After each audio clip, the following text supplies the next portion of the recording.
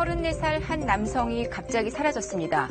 가족과 친구들이 경찰에 실종 신고를 하고 또 백방으로 찾아봤지만 흔적을 찾을 수가 없었습니다.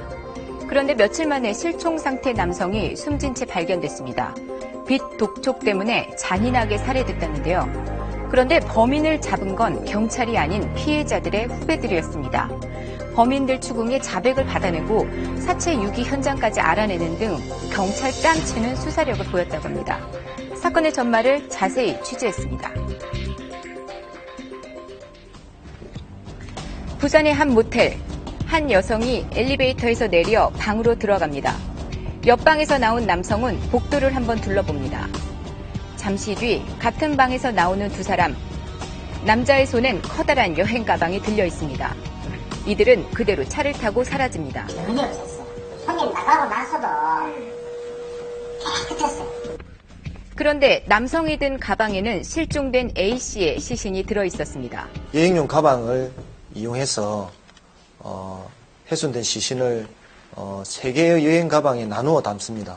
자신의 승용차에 그 여행용 가방 3개를 싣고 현장을 이동하게 됩니다. 피해자 34살 A씨가 연락이 두절된 건 지난 13일쯤. 목요일날 전화를 안 받아서 이상한데 금요일날 오빠한테 전화를 안 받았는 거예요. 오빠 동생들도 우리 오빠가 이상한 거예요. 안 하는 행동을 하니까. 그래서 저한테 전화가 온 거예요. 걱정이 된 여동생은 사흘 뒤 경찰에 신고를 합니다. 오빠 혼자 산다. 상원역에 혼자 살고 있는데 연락이 안 된다. 오빠 사는 오피스텔 가보니까 1월 13일 한 27, 27분경에 캐리를 끌고 혼자 여행 가는 것처럼 나가는 장면이에요.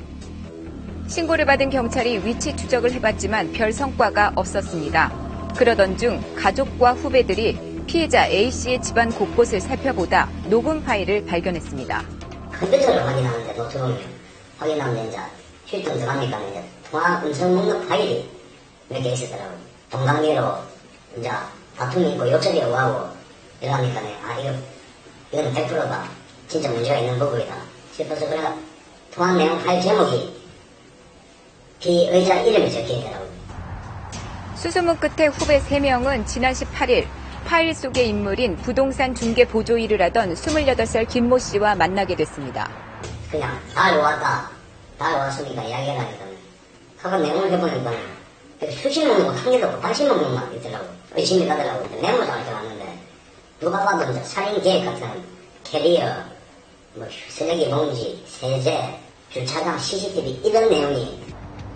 후배들의 추궁에 피의자 김 씨는 자신이 피해자 A 씨를 살해했다고 실토했습니다. 그리고 시신이 어딨냐는 추궁에 김 씨는 인근에 주차된 트럭 앞으로 안내했습니다. 후배들은 범인과 함께 있다며 경찰에 신고를 했고 출동한 경찰이 실종 상태였던 A 씨의 시신을 발견하게 된 겁니다. 적재함을 열어보니까 가방이 여행용 대형 캐리어 가방 그게 3개가 있었습니다. 3개가. 피의자 김 씨와 피해자 A 씨는 지난해 문신을 하다가 알게 된 사이.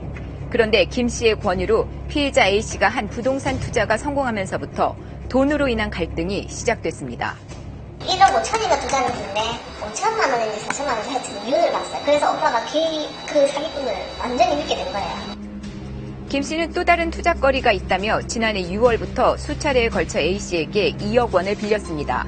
하지만 김 씨는 이 돈을 투자가 아닌 인터넷 도박과 생활비로 탕진했고 A 씨로부터 돈을 돌려달라는 독촉을 받아왔습니다.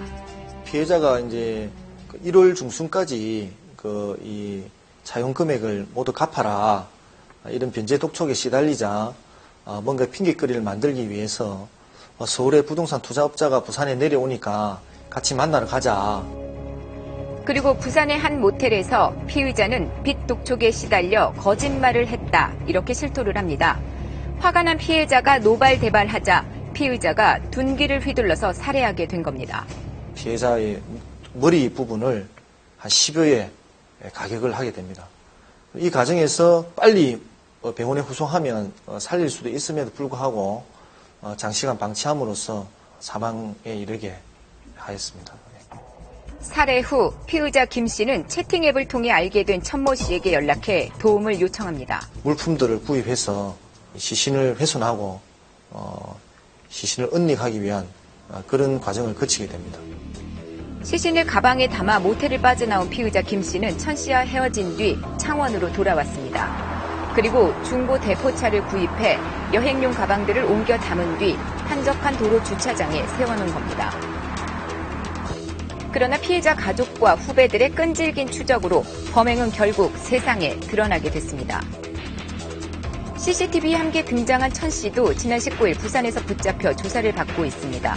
경찰 조사에서 피의자는 피해자의 빚 독촉이 심해 범행을 저질렀다고 털어놨습니다.